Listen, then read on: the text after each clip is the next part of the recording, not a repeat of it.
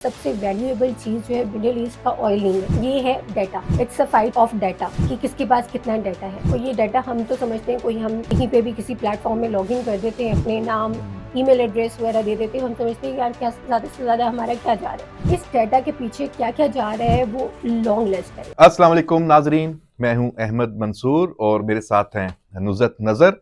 दो की बातें आप के साथ हम आज करेंगे और टॉपिक हमने आज आपकी दिलचस्पी का वो चूज़ किया है और बहुत अहम है। हमारी और आपकी जो ज़िंदगियां हैं वो इससे बराह रास्त अब मुतासर हो रही हैं। वो क्या है, सोशल मीडिया और उसमें जो एल्गोरिदम है उसका इस्तेमाल, और बेसिकली तो ये आर्टिफिशियल जो इंटेलिजेंस है उसकी बुनियाद है एल्गोरिदम। इसी से ही आप इंस्ट्रक्शंस देते हैं और जो फिर एप्स हैं वो उस तरह एक्ट करती हैं और जो सार्फिन हैं वो फंस जाते हैं। बिल्कुल ऐसे ही है।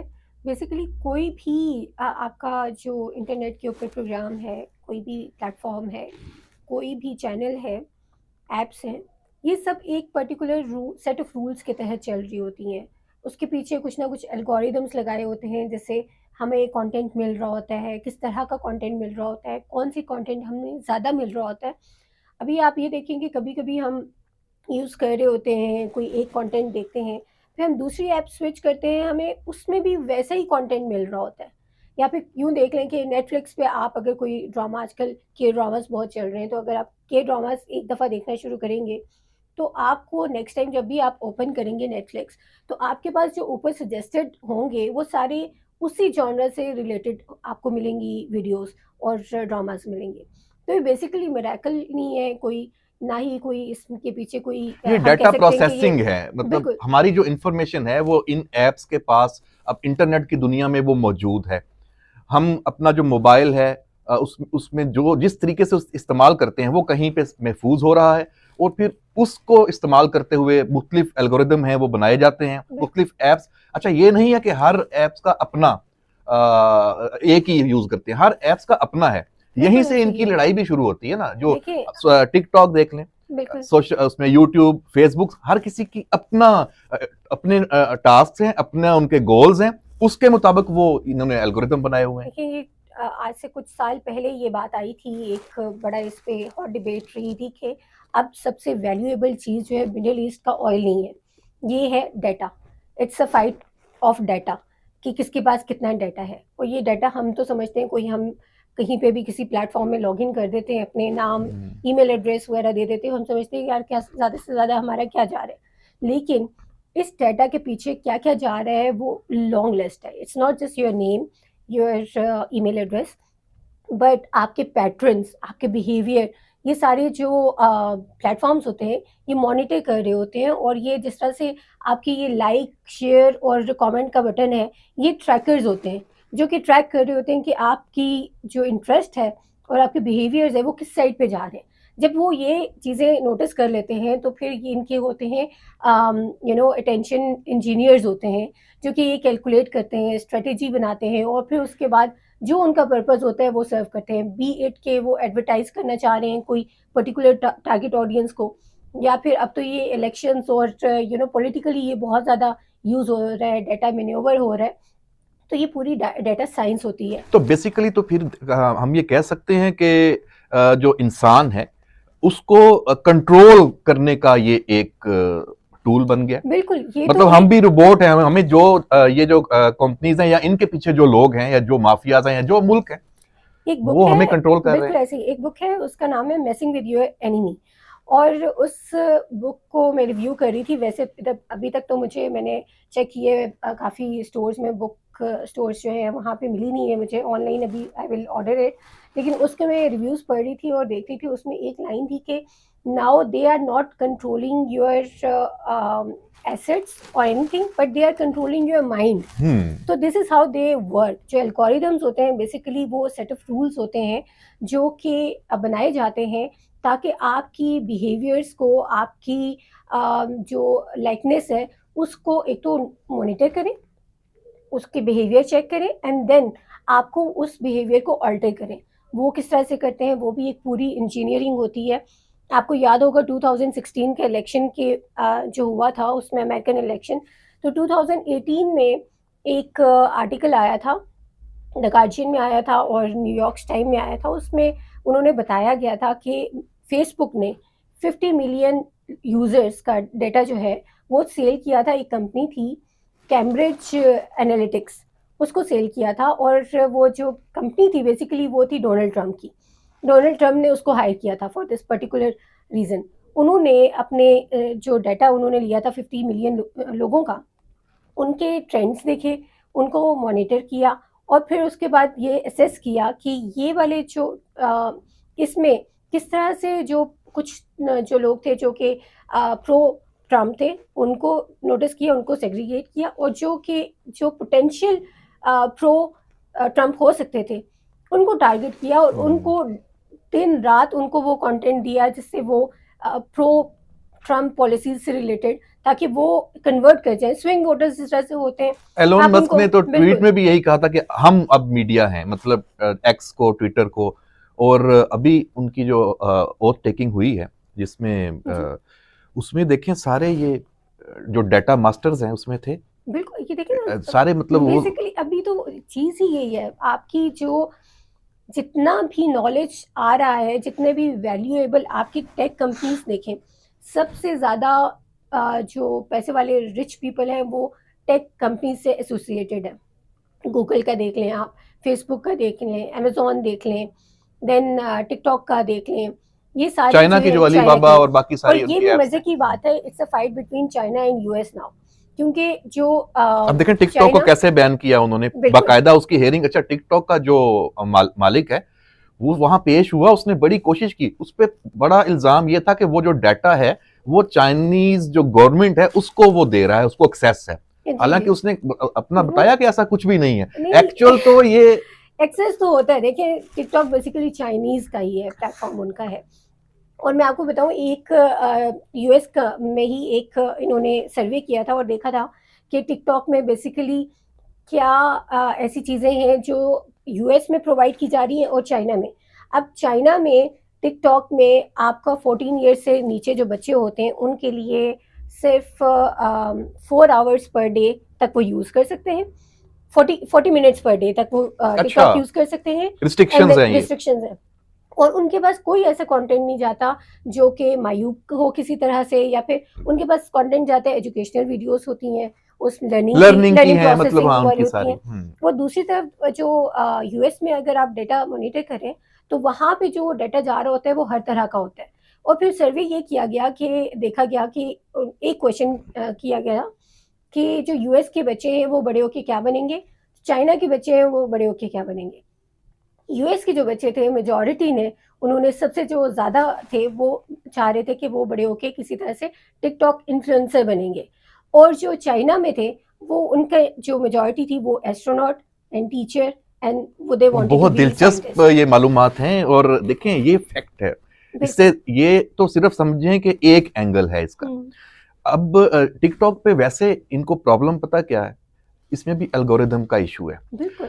जो यूट्यूब का, फेसबुक का, ट्विटर का या इन एप्स का एल्गोरिदम है वो डिफरेंट रिएक्ट करता है, वो टारगेट करता है। वो बेसिकली जो डाटा है सार्फिन का, आपका, हमारा, हम सब का, उसकी बुनियाद पे वो चीजें उनको दिखाता है। फिर वो देखता है कि इन्होंने लाइक्स किसने किस चीज को कितना किया है, किसी के सब्सक्राइबर्स कितने हैं, फॉलोअर्स कितने हैं, उस बेस पे, मतलब जितना पॉपुलर है उसको वही। टिकटॉक किसी भी इंसान को किसी से भी ज्यादा समझने वाली ऐप है। मतलब मैंने आज अकाउंट बनाया है ना, तो जरूरी नहीं है कि मुझे मिलियंस फॉलोअर्स या वो व्यूज लेने के लिए कोई वेट करना पड़ेगा। अगर मैंने अच्छा कंटेंट दिया है जो पूरी दुनिया के जो सार्फिन है, यूजर है, उनको अट्रैक्ट करने वाला है, तो मैंने भले आज अकाउंट क्रिएट किया है, मुझे वेरी फर्स्ट डे मुझे मिलियंस उसके व्यूज मिल जाएंगे। क्यों? क्योंकि टिकटॉक का जो एल्गोरिदम है वो बेसिकली आपके मेरे माइंड को किसी से भी ज्यादा समझ रहा है। ये खौफ है अमेरिका को और वेस्टर्न जो वर्ल्ड है उसको। इसमें ना थोड़ी सी टेक्निकल चीज़ें वो ये भी हैं कि आप देखें टिकटॉक में ना आपकी कम्युनिटी बहुत ज़्यादा है और बहुत स्ट्रांग है। उसकी रीज़न ये है कि जो आपके पास रील्स आती हैं वो ज़्यादा से ज़्यादा होती हैं 15 सेकेंड्स 30 सेकेंड्स की होती हैं, बहुत कर लें तो 1 मिनट की होंगी या इस तरह। ज़्यादा जो होती है वो फास्ट पेस्ड होती है, कुछ इनकी आउटरेजियस भी होती हैं। तो ये जो एल्गोरिदम्स बनाते हैं ना, ये बेसिकली यही चाहते हैं कि they are not working on either moral या फिर emotional tactics to attract the audience, बल्कि ये दोनों क्लैब करके बनाते हैं ताकि लोगों का इंटरेस्ट इंटैक्ट रहे। फिर दूसरा ये कि वो जब इतनी तेज़ी से आपकी रील्स ऊपर जा रही होती हैं और आप ऐसे देख आप रहे होते हैं, तो क्लिक बीट वो ऑटोमेटिकली आपका डोपामाइन जो है ना वो बहुत इंक्रीज कर लेता है। और आपने ये भी नोटिस किया होगा कि जब आप टिकटॉक यूज़ करते हैं बहुत देर से, एक तो ये है कि वो आपको छोड़ना बहुत मुश्किल होता है कि किस रील पे आखिर करें, और ये यस तजस्सुस होता है कि एग्जैक्टली नेक्स्ट हाँ रील में नेक्स्ट हमारे क्या पास है क्या आने वाला है। तो वो साइड पे करना भी मुश्किल होता है। फिर आप ये भी नोटिस करें कि स्टडीज़ ये कहती हैं कि जब आप टिकटॉक की रील्स बहुत ज़्यादा देख रहे होते हैं और फिर जब उसको साइड पे करके अपना काम करने लगते हैं तो आप फोकस नहीं कर पाते हैं। आपको टाइम लगता है कि अपने माइंड को थोड़ा सा आप उस लेवल पे लाएं और फिर उसके बाद आप वो जो भी इंफॉर्मेशन या फिर जो भी काम करना चाह रहे हैं तो उसमें फोकस और ध्यान से उसको यहाँ कर एक सकें। और सवाल भी पैदा होता है कि अभी तक हम आम जो लोगों को यही बताया जाता है कि ये हमारा जो डाटा है, हमारे जो इंटरेस्ट हैं, हम जो चाहते हैं उसी के मुताबिक हमें कंटेंट दिखाया जाता है। तो लेकिन क्या ऐसा नहीं है कि ये चक्कर दिया जा रहा है? असल में उन आपकी जो दिलचस्पी का जो है ना मवाद, उसको उसकी आड़ में अपनी मर्जी का आपको अपनी लाइन पे लाने वाला कंटेंट भी दिखाया जाता है ताकि आप अपनी लाइन चेंज कर लें, आपका माइंड चेंज हो जाए। बाहर आप ये समझ रहे हैं कि मैं ये देखना चाहता हूं और मुझे ये नजर आ रहा है, लेकिन एक्चुअली वो आपको ये ना एक तो ये तो एक डिबेट है, ये एक थ्योरी भी है, यूजर ग्रेटिफिकेशन थ्योरी है। उसमें उसमें ये कहते हैं कि आप पहले होते थे एक्टिव यूजर्स होते थे, आप जो आपको कंटेंट दिया जाता था आप वही कंज्यूम कर रहे होते थे। लेकिन अब क्योंकि यूजर्स बहुत पैसिव हो गए, आपके पास प्लेटफॉर्म्स इतने अवेलेबल हो गए, आपके पास अपॉर्चुनिटीज़ बहुत ज़्यादा हैं कि आप ये कर सकते हैं वो कर सकते हैं। तो मेरे ख्याल में अब यूज़र इतना पैसिव हो चुके हैं कि वो जो भी इंफॉर्मेशन उसका जो दिल करता है ना, मतलब उसमें ये थ्योरी में ये भी कहते हैं कि आपका जो दिल कर रहा होता है, अगर फॉर एग्जांपल आपने इंफॉर्मेशन लेनी है तो आप may be you go for x Twitter, ठीक है। अगर आपने एंटरटेनमेंट के लिए करना हो you may go for TikTok, TikTok या यूट्यूब, इंस्टाग्राम, इंस्टा, तो आप इसमें चले जाते हैं। इसी तरह से कई एजुकेशनल वीडियोस देखनी हो तो you may be you will go for YouTube, कि वहाँ पे और आपको फेसबुक है वो एजुकेशन। चूं चूं का मरब्बा है, वहां सब कुछ मिलता है। तो ये जो है ना वो अब उसने यूजर ग्रेटिफिकेशन थ्योरी में यही बता रहे हैं कि आपकी जो रिक्वायरमेंट होती है आप वो फुलफिल करते हो वो उस तरह का कंटेंट लेके। और अब क्योंकि आपके पास इतनी इन्फॉर्मेशन होती है कि अगर आपने मूवी देखनी है तो आप जाके नेटफ्लिक्स ओपन करेंगे, सॉन्ग सुनने हैं तो आप स्पॉटिफाई देखेंगे, सुनेंगे वहाँ पे। तो आपके पास ऑप्शंस बहुत ज़्यादा हैं आपकी हम अपनी कहाँ चॉइस के स्टैंड करते मुताबिक। हैं ये तो देखें, तो हम तो फिर हम सिर्फ यूजर हैं देखिए पाकिस्तानी। हम यही यही चीज़ है कि इसको समझना बहुत इम्पॉर्टेंट है कि आपका डाटा बहुत वैल्यूएबल है और वो डाटा किस तरह से यूज़ हो रहा है, मिस यूज़ हो रहा है। मैं आपको एक बहुत इंटरेस्टिंग सा एक केस स्टडी बताती हूँ। एक बंदी थी, जूडा नाम था उसका, और उसने बेसिकली उसका ब्रेकअप हुआ किसी के साथ, तो उसने ना टिंडर में अपना अकाउंट बनाया। तो उसकी रेटिंग्स कम आ रही थी, तो उसने अपनी जो वो स्वीडन में थी, तो उसने अपनी वहाँ पे किसी स्वीडन या किसी भी यूरोपियन कंट्री में थी, उसने उसको टिंडर को काफ़ी मेल्स की कि मुझे अपना डाटा रिकॉर्ड चाहिए क्योंकि मेरी रेटिंग्स कम आ रही हैं, मैं देखना चाह रही हूँ कि मेरे डाटा में ऐसा क्या है कि ये रेटिंग्स मेरी कम आ रही हैं। कोई 6 मंथ्स वो करती रही, फिर खैर उसको जो टिंडर ने 800 पेजेस का एक डाटा रिकॉर्ड दिया जिसमें उसकी सारी इंफॉर्मेशन थी। वो क्या करती है, कहाँ रहती है, कहाँ जाती है, क्या पीती है, किससे मिलती है, उसकी फाइनेंशियल स्टेटस क्या है, वो उसके सराउंडिंग्स में कौन-कौन है, किस किन पे जगह रिलाय रहती है, करती है, किन से सारा। ईच एंड एवरीथिंग, कौन सी कॉफ़ी शॉप से कॉफ़ी लेती है, ईच एंड एवरीथिंग।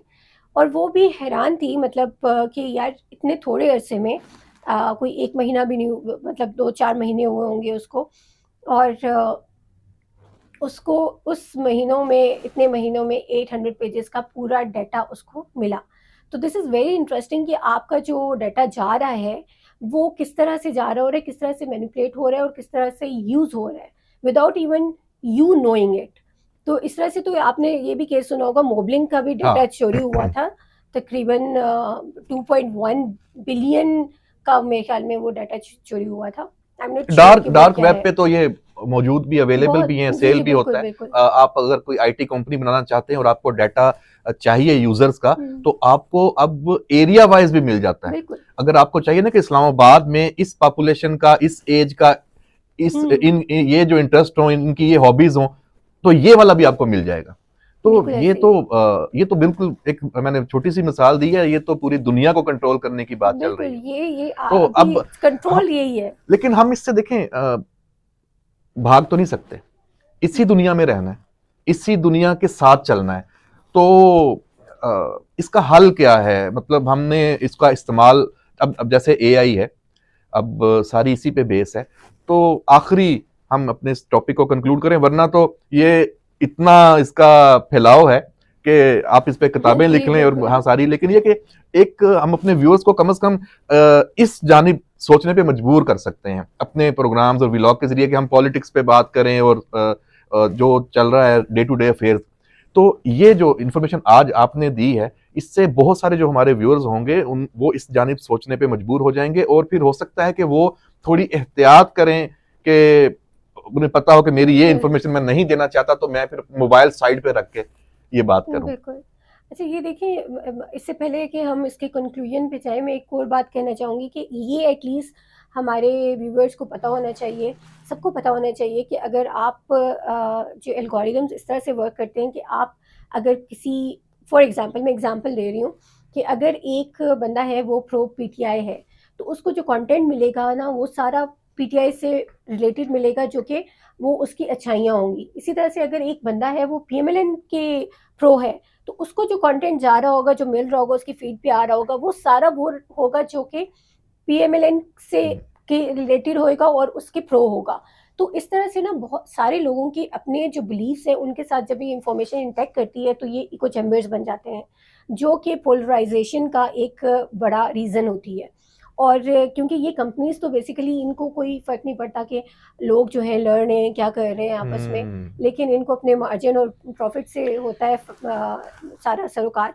तो ये लोगों को समझना चाहिए कि ये जब इतने ज़्यादा इंफॉर्मेशन जब एक साइड की ले रहे होते हैं, तो उन इतनी अवेयरनेस होनी चाहिए कि वो दूसरी साइड की भी पहलू वो ज़रूर देखें, फिर उसके बाद अपने डाटा एनालिसिस करें और फिर उसके बाद ओपिनियन बिल्ड करें, ना कि एक साइड की इंफॉर्मेशन लेके वो एक इको चैम्बर में और पोलराइजेशन का रीज़न बने, और फिर देन फाइट्स होती हैं बहुत, जो कॉमन प्लेटफॉर्म में जिस तरह से एक्स में आ जाते हैं और फिर दो ग्रुप्स आपस में लड़ रहे होते हैं।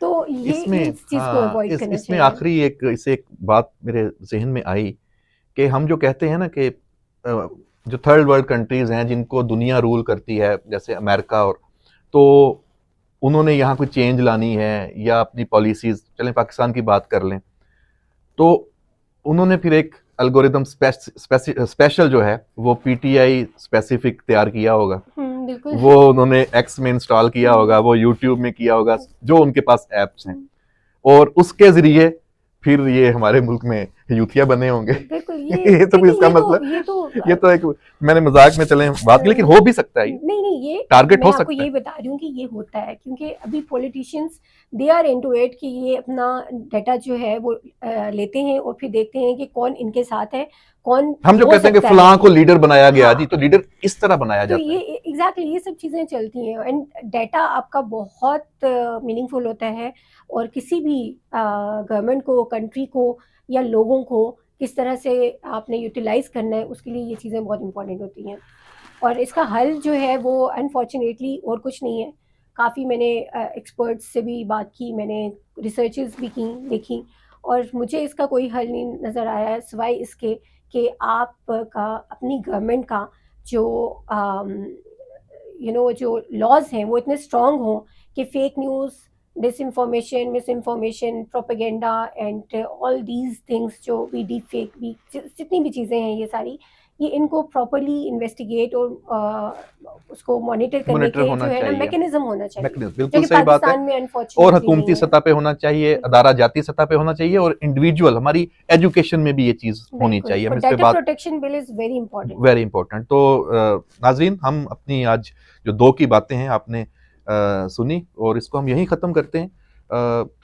ये ऐसा सब्जेक्ट है जिसमें हमें अब अपने दिमाग को भी मजबूत करना है कि हमारे सामने जो कुछ पेश किया जाता है उससे अपने आप को कैसे बचाना है। हमने वो जो दरिया, वो कहते हैं ना, दरिया के बहाव के साथ नहीं बहना। तो ये एक बहुत ही मुश्किल दौर है जिसमें हम आए हैं, लेकिन हमें इसी दौर में जीना है और इसी टेक्नोलॉजी के साथ जीना है। तो अच्छे तरीके से जीना है। अपना ख्याल रखिएगा और हमें इजाज़त दें। अल्लाह हाफिज़।